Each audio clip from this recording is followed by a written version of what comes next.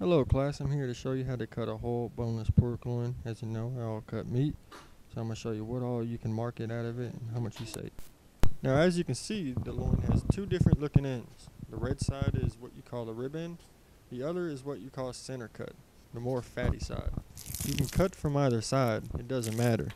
If you cut from the non-fat side, it might be easier starting out. But you should try the fatty side as it produces the best and straightest cuts.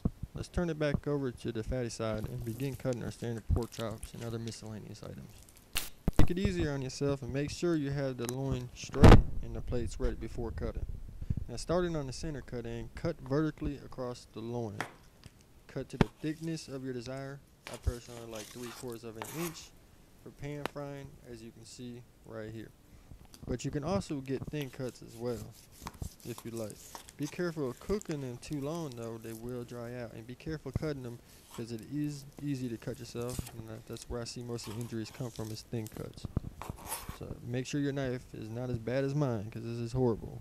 So notice the part that didn't come off the loin, but that's fine. You can use it as pork stew meat or feed it to a pet. Voila. If you're more of the going outside grilling type of person, cut the pork chop into 2 inches or 2¼ inches. As thicker on the grill is better. You can go as low as 1¼ inch or 1½ if you'd like. Moving past the grilling and onto a meal itself, pork chop, cut around 3 to 4 inches. When cutting, remember to let the knife do the cutting and keep straight. Now cut in the middle all the way down before getting fully through. It's easy to mess up, but take your time, as time is money. And you will get a nice pork chop to put or stuff all types of goodies in. Looks like a nice Valentine heart actually when it flaps. It even talks to you. Now on to the rib end side, which is the redder side. Remember, it's not the fatty white side. This is where we get country style ribs or riblets. Trim off the extra fat. Start your cut where you see the red begin, usually 5 to 6 inches from the back. Turn the rib end on the side. Cut down middle, making 2 long pieces. It's easier cutting the rib end with a knife, you'll feel it. Try to do one swoop and get used to that cut of meat. Turn it out and complete the cut down the middle. Turn horizontally, make 1/2 inch cuts all the way down. I like to slow cook mine with bell peppers and onions. My girl uses some secret rub that she will not for the life of me tell me about, but it's great. You can actually not do the 1/2 inch cuts and just do small slits or none at all. I do that because it captures the juice better for when I cook them anyways, and it's easier to separate for the kids.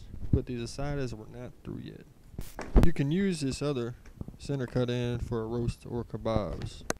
For kebabs, they're great on the grill by the way, but make sure you take the fat off. It could be tough, but use swoops again. Let the knife do the cutting. Try not to cut meat when trimming. Just get the fat and the nasty grizzle on it.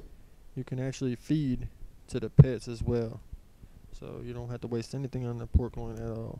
Cut a little over 2 inches. Cut a cross-like pattern, usually 4 to 6 kebabs of 1 2-inch cut. Just put in one on a knife to show you. Watch your hands when doing this. Put all the cut meat into containers for different days worth of dinners.